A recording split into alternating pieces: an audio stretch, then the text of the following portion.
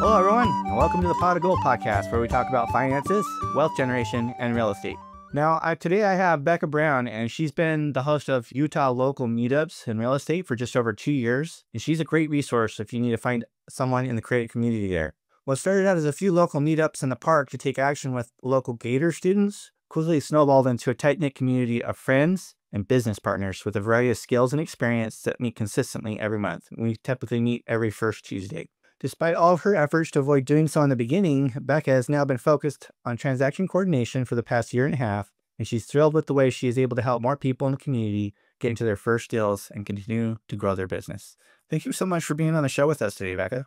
Excited to be here. You're one of my first friends in real estate, I think. Really? Been going, yeah, you were at some of the early meetups. I would consider you one of our OGs. Well, that's cool. I don't know that was the case. So learn something a little bit new every day, don't you? Yeah. Well, I'm sure people are curious. How exactly did you get started? What does your journey look like so far? So my background prior to real estate is a little all over the board. Most of that time has been working with people because you will not find a more people person than me. I love talking with people. I love meeting new people. When I solo travel, I can't get through like the airport without like at least 6 new friends. And I don't just mean like new friends, like we're going to dinner later, we're doing things. Like I love people. And so a lot of my past jobs were in sales, serving customer service, anything that was like working just closely solving problems for people. And a few years back, my husband and I just looking at like how we're progressing as a couple, working W-2s. My husband had worked more he wasn't self-employed, but he worked in a lot of smaller companies, and he saw the power that just working for a smaller company had with both your ability to make decisions and to have more control of the money you were making. But I myself was always in that like W-2 mindset where like I needed income to come from someone else telling me what I was going to make, what I was going to do. But I started to kind of butt heads with like, I wanted to make more. I had a solution to make more, but I didn't have the control. And so we started listening to Bigger Pockets. That was our beginning. Just dipping our toes in real estate. And that went on for a couple of years. We just started studying real estate strategies for probably 4 or 5 years before we finally jumped in. And what kind of spurred us to jump in was looking more closely at creative strategies. So in Listening to Bigger Pockets, we were introduced to this crazy guy called Pace Morby, who had a few things in common with us. He grew up in Utah. We understood the lady thought, but we started looking at the ways we could jump into real estate more quickly prior to some of the methods that we were studying, like the Burr method with Brandon Turner, just looking at buying things in a more conventional way and saving up, refinancing, rolling that into other properties. We saw more opportunities through utilizing creative strategies. And that's where we decided to jump into real estate out of February of 2023. Okay. Just over 2 years now. Yeah, so you're not quite that much farther ahead of me than I thought, because I think I was joining Gator just the end of July of 23. I'm telling you, you're one of the OGs. Yeah. That's pretty cool. So what happened in February was I joined the Gator method. My husband came from a lending background, and so we understood creative lending strategies because he was already lending to this niche of people that weren't bankable. They were basically private money lenders, but in a very structured business that had a very strict lending criteria, a whole process of how you got into the deals. We understood lending, and so we were kind of drawn to Gator because of that. And when I jumped into it, I am a people person, so I wanted to see where all the local people were and see how we could work together and what we could do. And that's where things just started to take off. The first thing that I kind of coordinated and organized together, aside those meetups, was we did this summer challenge checklist. And the summer challenge checklist was this list of criteria. We were going to do a giveaway, and we're just going to like work together on doing these things that make you uncomfortable and you don't feel like doing, but we were going to give away a MacBook and these like day with a local leader who has experience in real estate. We're giving away different books and just like it was a way to come together as a community and really start building those relationships. And you would be surprised at how the cream really rises to the top. In the beginning, I didn't expect every single person that I met that was like really pushing and continuing to take action has turned out to have a skill that I needed in my business or a relationship they connected me with someone that I needed. But a lot of that came from that summer challenge checklist that we just came up as a way to like get to know each other and kind of foster more of a sense of community, particularly in the lending side of things for NAD. Well, that's really neat. The kind of don't know how it's going to pan out, but because you took action, things started to fall into place as you made connections. Yeah. Oh, very neat. And now you're hosting that meetup every single month with Sione. Can you tell us a little bit about Squad Up Utah? So Squad Up Utah was, it kind of went through different iterations to make sure that our branding was clear and concise. But that very first meetup we did in a park with about 30 people, we saw that we had something special in the ability to be vulnerable and share what you needed help with and also come together to get the help that you needed. Oftentimes, when you're new to investing and you jump into an event with experienced investors, it can feel very transactional. And so you're not actually able to tell someone what you need because there's this fear that if you tell them what you need, they're not going to talk to you. Sometimes that is the case. You tell them what you need, they see exactly how new you are, and they're not today. But we saw that in this smaller group with the right mindset and the right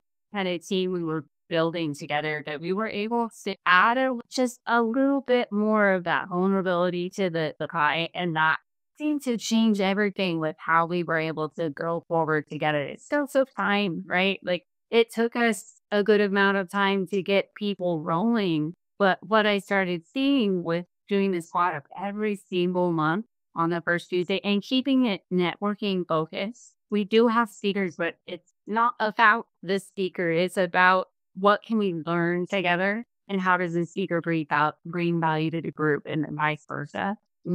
We found that these experienced investors would keep coming. And then we have now like leaders in the community that I can point new people towards. So it's not all me, it's not all you. Each person has a little expertise. And so when someone's doing a meeting, I'm able to kind of pull them to someone who's going to help them in whatever area.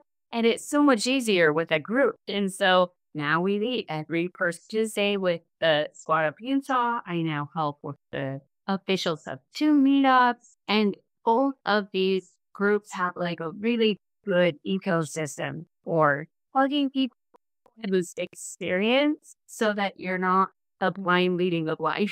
You have someone who understands the paperwork a little bit more than you, or they have a buy box or lending criteria, and all you have to do is go find what they need. And we're just now seeing a lot of traction with that, where just last couple months, I think I am between like 5 or 7 people who've done their first deal, and I've been able to help them do it, which is what I always wanted from the beginning, but I never knew how I was going to make that happen. And it certainly wasn't going to happen alone. I like a couple of the things that you've mentioned here. First of all, is that going alone takes a lot longer. I don't know. Maybe there's people out there that have just the right bucket of skills that they can go really fast by themselves. But the majority of people stepping into real estate for the first time with none of the skills that are associated with the field, those people are going to definitely move faster with a group. And apart from that, it allows you to kind of niche down on the skill that you want to focus on. And so you don't have to do everything. You can focus on the thing that you think you're going to be really good at and be able to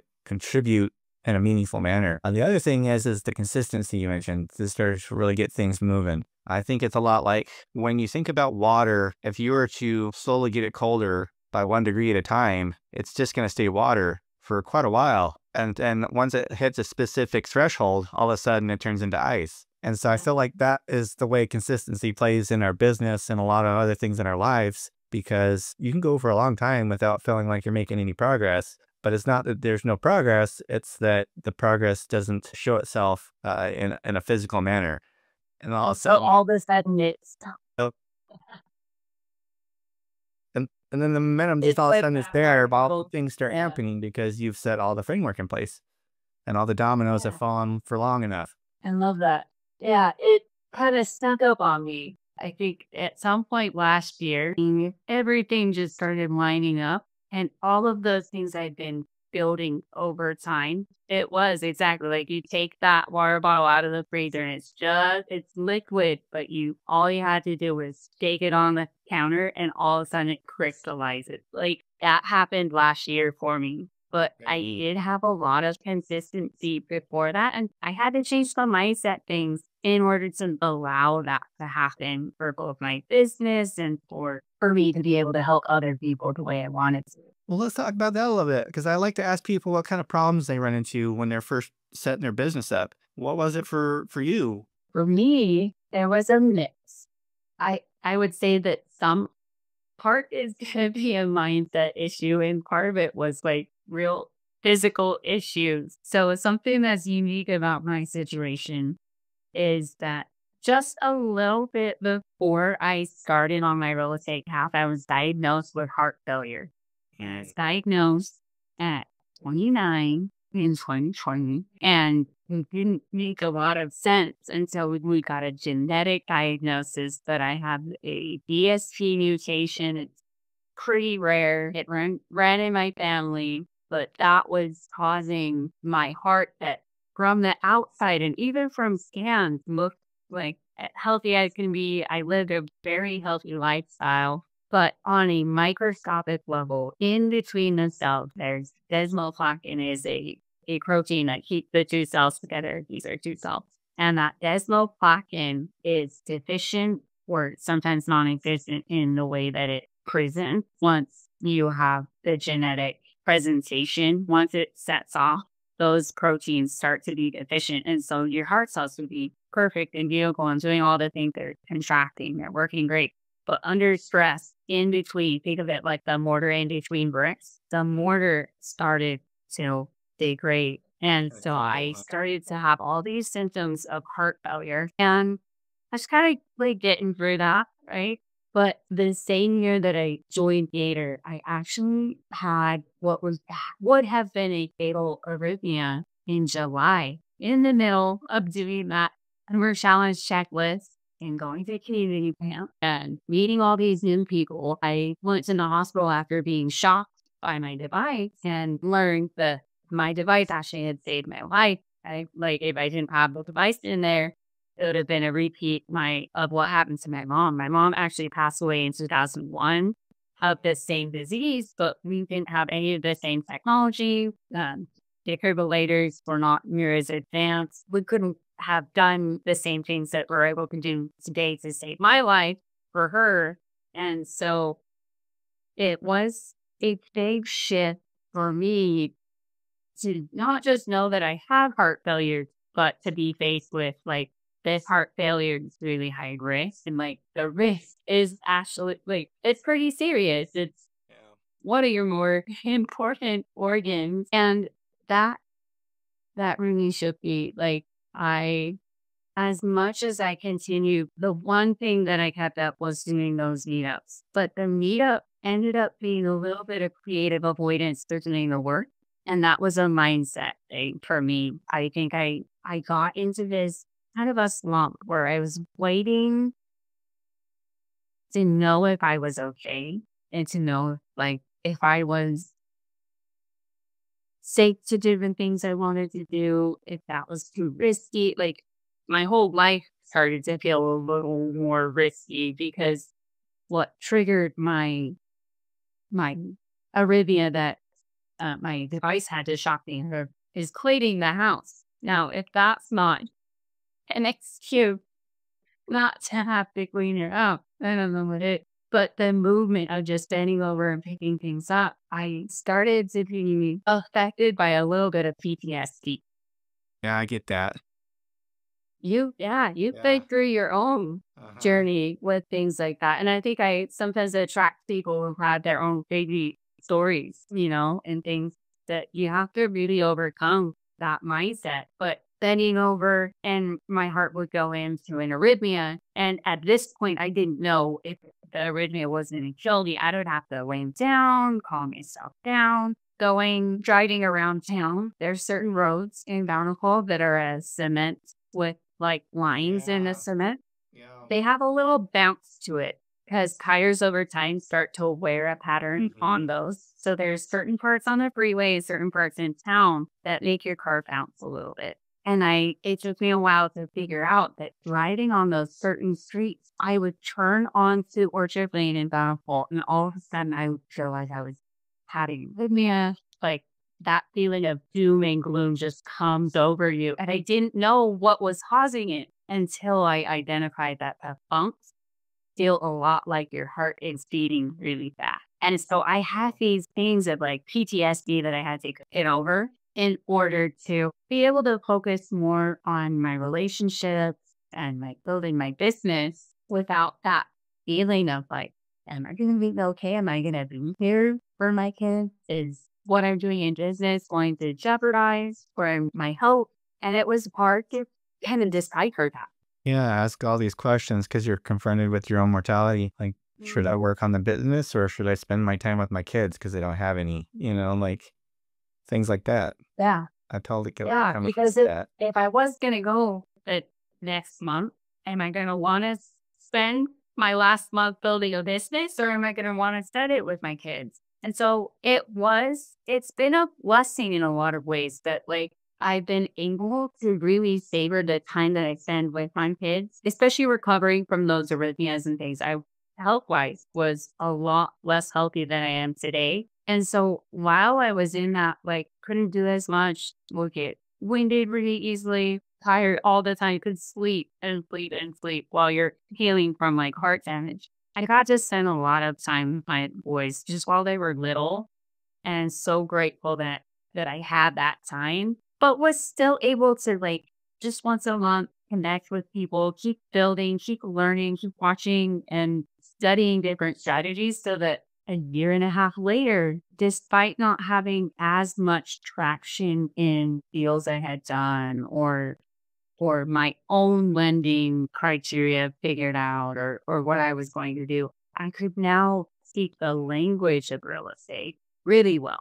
And I could help other people. And it got to be where people would call me and ask advice, and I could typically have an answer, not necessarily like this is what you should do, but like here's what I've seen other people do. Here's the pitfall with that, and here's the other. And but to be able to give someone two options that had more substance to it, and Yeah, no. you just start to be able to understand a little more. Yeah, it makes perfect sense to me with that. It's interesting because I think a lot of us, we all want to know what's the one way to be success, but I think that we all have to find it on our own to some degree because our paths are all slightly different, even if there's some similarities between people. And Right. Find it.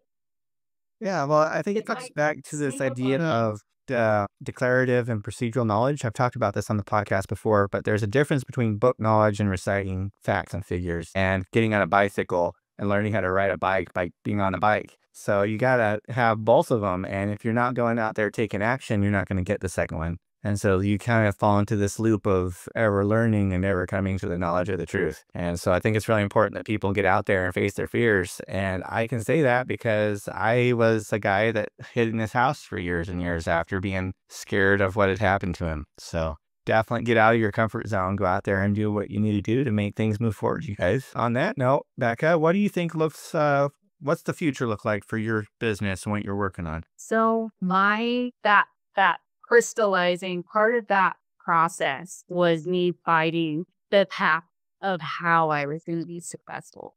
I initially thought that I was far too visionary to help anybody with paperwork. And I still a little part of me when I go into the TC and I talk to your TC, but when I go into the Zooms, there's like a little part of me, they're going to kick me out. Someone's going to find out how chaotic I can be, and they're not going to let me like be a part of the club. But what I'm learning is that ECs need visionaries and people who are extroverts and like ready to just get in there and put out fires just as much as they need someone who hides in the back and like has a checklist and takes perfect notes and catches all of the errors. You actually do need both pieces. And so you had to get out of your own way and get rid of those limiting beliefs. I certainly had to. Like it took some pretty big people basically telling people I was a TC before I was a TC because they could recognize that I had the skills.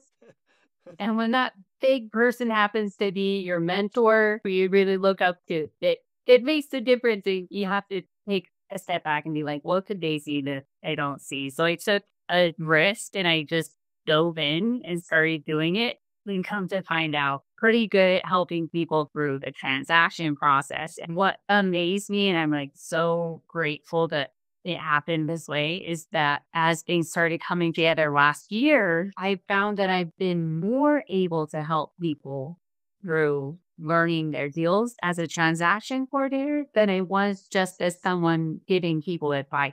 So it's the best of both worlds.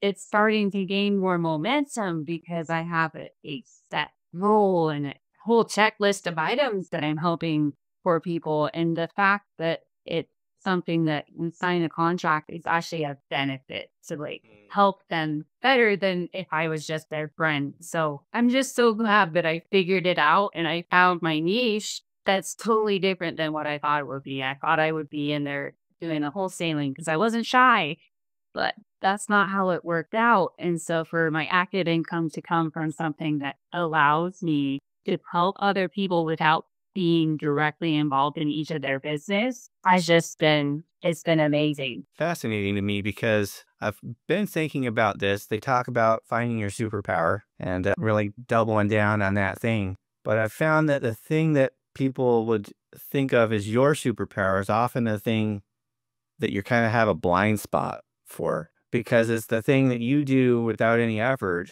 You don't think about it. And so it's hard to recognize because it's as natural as breathing. You don't think about breathing. So I think it's doing, and was for you. your mentor was the one that pointed it out to you and you were finally able to click because they had an objective view of what was going on that you were too close to. Yeah.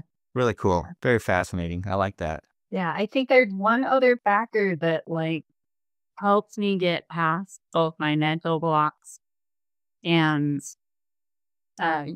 maybe some of my mindset. And what I recognized from the year previous was that we had some income coming from another business that we do. The year previous, and it would have been, I guess, 2023, but it kept us comfortable. Like, we still wanted to get into the property. We still, like, had the means to do it, but it was so comfortable that I didn't have to do it today. Right. And so one of the things I pushed my husband to do last year was put our capital that we could have just lived on for a much longer time into a property as a private money partnership. And that burns the boat. I now, granted, he could have made money through other means, but mentally it unlocked something for me that I needed to be serious about having active income. And so it's interesting that it's the burn the boats mentality. Yeah.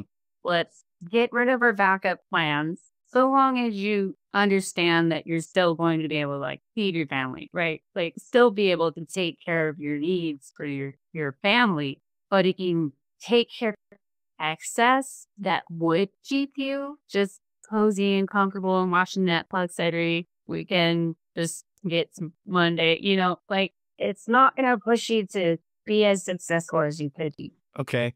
That's really interesting because there's a lot of psychology that is involved with business. In fact, I shared this to one of my Instagram stories recently that I learned about something called the Hawthorne effect. And the Hawthorne effect means that people act differently when they know they're being observed.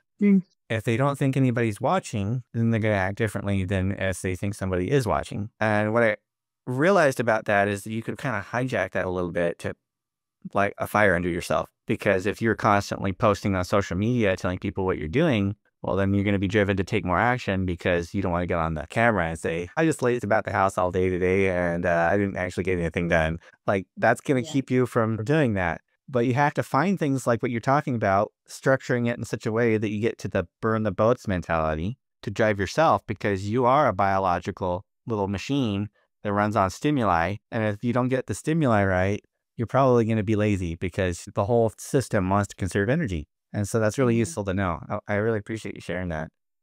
I'm going to have to think about that one. Yeah.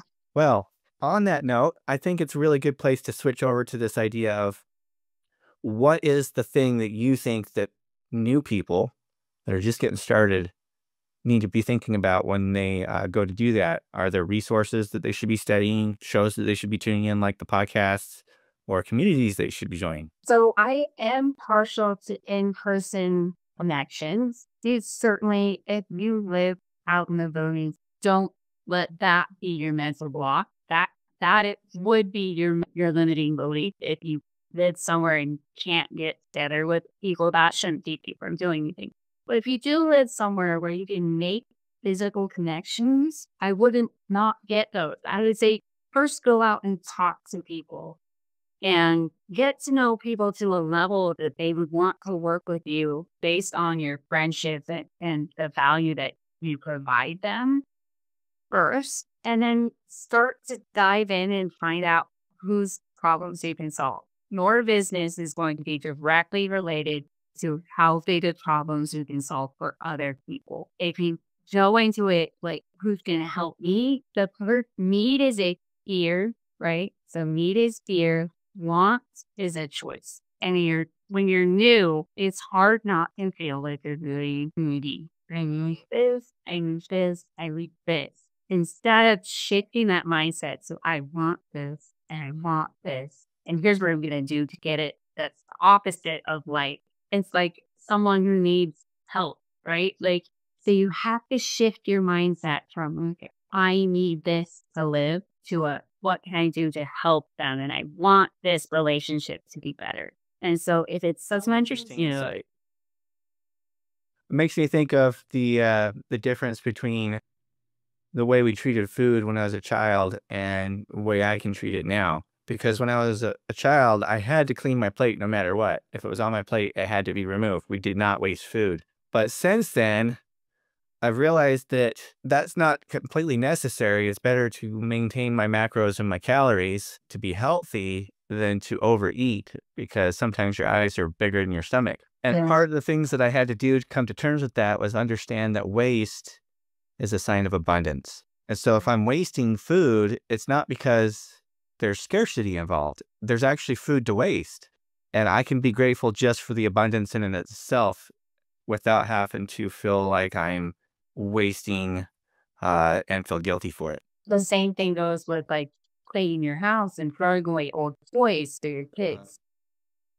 You throw away the toys they don't use because they can always find more toys, right? If we lost one, we could always get more. And that feeling that we need to hold on to everything is a physical weight. And I think you see that with people in their physical weight. Certainly, it was that way for myself. I spent some time with someone who weighed a significant amount more than me. And I was just starting to dive into the research behind intermittent fasting or water fasting and the research that's behind it that shows impacts for reducing your body's inflammation. And I was interested in that because my heart is inflamed all the time. My heart throws off these cardiac markers that show that I'm basically having a heart attack in each of the, not a heart attack because I have great arteries, but the cells are showing these markers that mirror what happens in someone who's in a heart attack. And so reducing inflammation can help my health in a lot of ways. And I spent some time with someone who was just like every 30 minutes, like, oh, I'm starving, I'm hungry. Where's the snack here? And you could see that something was broken on this. Like the food is what's equaling happiness. And yet I had spent a little bit of time researching, like, how you live like differently than that so that food's not ruining your life. And what I found was that you don't need food all the time like you thought you did if it's not linked to your happiness. And the benefits heart-wise have been immense when I change my diet or I have these periods where I let my body rest from like glucose and like the insulin spikes, my heart actually acts better. One of the changes over the last year that helped me with my mindset was I cut out low sugar and low carb. And that's such a hard change to do right before the holiday. But I can, in short bout, like I can run around and jump with my kids and do all these things. And so it's like, I feel like once everything starts shifting into like business, real estate, like it's almost like your whole life can't help but shift and turn over a new leaf at the same time. At least that's how I've experienced it. It's interesting because I heard somebody say that humans don't grow linearly in a straight line, they grow exponentially. So they'll go on and and all of a sudden they'll shoot straight up. And I was like, it seems like a good example of that. Oh, very cool. I'm actually really intrigued by that because I've been recording all of the things I eat by just telling ChatGPT. I just say, hey, I ate this. This is how I felt afterwards. I ate this. This is how I felt afterwards. And we're starting to see patterns. And he's talking about comfort rituals. And I thought that was really interesting phrasing because there's things that you do because you've always done them and familiar. And maybe you don't need to eat all the time. You just do because your mouth is bored. Yeah, it's just some of those things. I'm like, huh. Well, start to recognize what the patterns are, then you can start to make conscious changes. But you have to be tracking because if you're not tracking, then you have no idea what that problem might even be. Or it's like, can you shift your comfort rituals to something that still brings you comfort but doesn't hurt you? Yeah. I have sugar-free chocolate all the time in my house. Like I don't make myself like I don't what's the word for it? I don't restrict myself in every single way. And yet most people will look at my life and be like, that's pretty restricted. But I don't feel like it's restricted because I have like zero sugar drinks, whether it's like carbonated water that I flavor with like a sweetener that's like Lakanto or something that's a monk fruit sweetener or something. So I shifted what my comfort go-tos are, and it might be like either a drink, sugar-free chocolate. I have a lot of drinks that have heavy cream in it, so my indulgence is a fat versus a sugar. Okay. And so you just have to look at, I would say it's a KPI, right? I started tracking my KPIs of what I was eating and tracking how I felt. I didn't do ChatGPT, and that gets me. That's a good idea, and you have to try something like that. Well, to me, interesting what I have I can run down back and forth because I'm trying to be extremely honest about it. And it'll come back and say, good job about being a straightforward. This might not have looked like a win, but don't feel guilty because you're doing something that people don't do. And I'm like, well, this guy's also kind of your cheerleader at the same time. And so it's been an interesting kind of a little thought experiment that I've been doing. Because before doing this, I was tracking it all by hand in a little journal. Somewhere along the way, I couldn't find the journal one day, and all of a sudden the habit stopped. And I was like, well, that's not a good way to do it. If losing the journal happens, then I don't pick up the habit again. So just looking for alternatives. But I think it's important for people to understand that you don't hit the end of the quest at the very first step. You got to go through a lot of steps along the way. You're going to run into obstacles. There's going to be dragons to slay. And eventually you can get to the treasure. And then once you do, there's a whole new quest in front of you. And that's kind of how life is. And I think it's really exciting. I'm certainly excited about the future. I don't think you're ever done. I growing up, I think I set a little too much of my happiness on a specific goal that I had for myself. Growing up, I was a dancer and loved dancing. I still love dancing, even when my doctors don't want me to do it as much like he did Spooky. He's Saturday, you can't help it. But growing up, I was on the dance team and I worked really hard to get this goal of taking state with my team at the state challenge. So I worked for 4 years, a lot of hours, just like working really hard to perfect both myself and then later in a leadership role to have a team that we would be set to take state. And it worked. But finally, it's like my senior year, we take state. We were the runner up the year before, and that was like so close and just like really wanted to get it.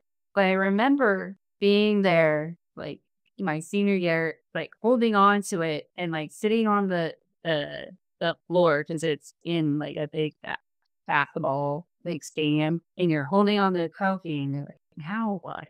All of my happiness was weighed on this accomplishment. And what does that actually mean? And so I think as business owners and people, we have to be careful that we're not setting our happiness on as external factor. Because what would have happened if I didn't get it? Right? Like, what if we didn't have it? What did that mean to my self-worth? And the truth is you were always worthy of being happy. And it is really cool to reach your goals, but you don't want to set your happiness on something that's like an external factor. You need to be able to pick yourself up and be like, good, what else? Yeah.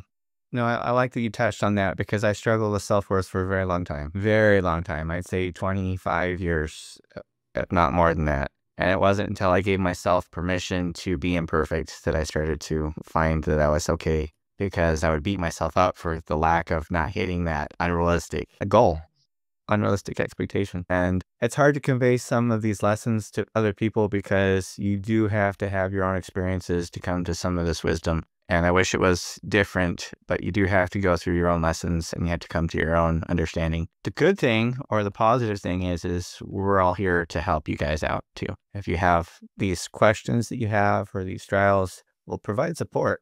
We can't be with you 24/7, but if you have questions and you want help, we're definitely here. You can reach out to either I or Becca. And for Becca, I know that she said that she'd like for people to reach out to her on Instagram. Is that right? Yeah, my Instagram is the Becca Brown. Reach out on Messenger, reach out. I got links and resources, things and ready to like share with you, but I just have to know sometimes it's really hard when you're new to like share that you have a problem. Yeah. You don't want people. Reach out, people want to help you. Like, yeah. And sometimes the trick is if everyone was reaching out to me and I had to do it all, I certainly couldn't help everyone. But I think because we have such a great local network, someone reaches out to me and it's something that I know, like Nathaniel's great at that. He's a tech wizard. He knows this like back and forth.